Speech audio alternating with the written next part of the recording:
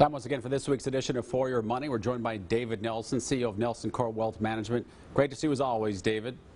Thank you, Jim. You as well. Well, after a great year for momentum stocks last year, value stocks have been the winners in 2021 so far. That looks like it might change for reasons that aren't so obvious to a lot of people. What are your thoughts about that? Well, certainly it's been a great ride as far as for momentum stocks. And for those that don't know, what that is basically saying is momentum is just implying whatever's really working at that point in time. And so there's exchange-traded funds that are out there that invest with this style. So they're trying to find the stuff that's working. And over the last 5 years, that stuff that's been working has been pretty much technology. And so it's been a heavy technology tilt as far as to these portfolios. However, if you look at this year, momentum stocks kind of across the board, if you look at the indexes, it's up roughly 5%.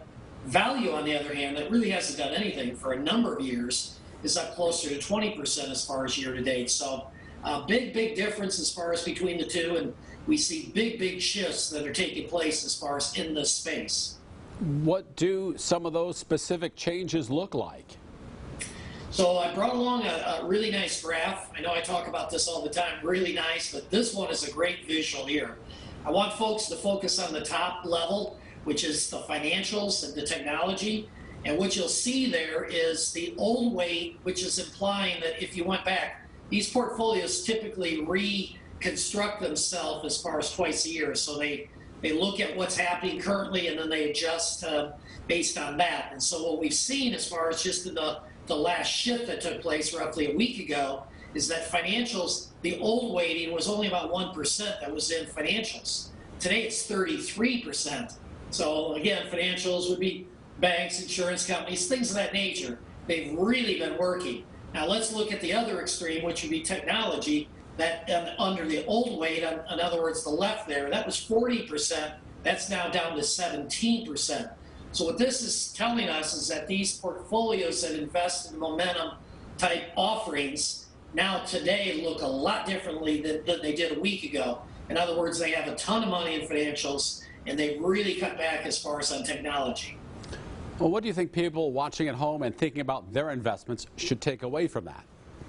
Always a great challenge, and certainly in this type of venue, we can't give any specific advice, and we try to help people as best we can as far as to move in the right direction. Clearly, if you look at momentum stocks today, it's probably a winning strategy. Don't know for sure, but it's probably going to be. And the reason for that primarily is it's shifting, as was illustrated on the previous chart. Financials are a big part of that. Healthcare has been cut back really dramatically as far as in these holdings. Industrials have picked up, consumer discretion has picked up. So again, for most individuals, this type of strategy, momentum strategies, have historically done pretty well. There's no assurance going forward, but they've done pretty well as far as in the rearview mirror, and we tend to believe that they're probably going to do okay as far as going forward. So again, it's something worth considering, not saying necessarily to do it, but I would take a look at it, certainly most of the people out there. David Nelson, thanks so much for the insight. Thank you, Jim. And those of you at home, if you missed any of this discussion, we have it available for you on ourquadcities.com.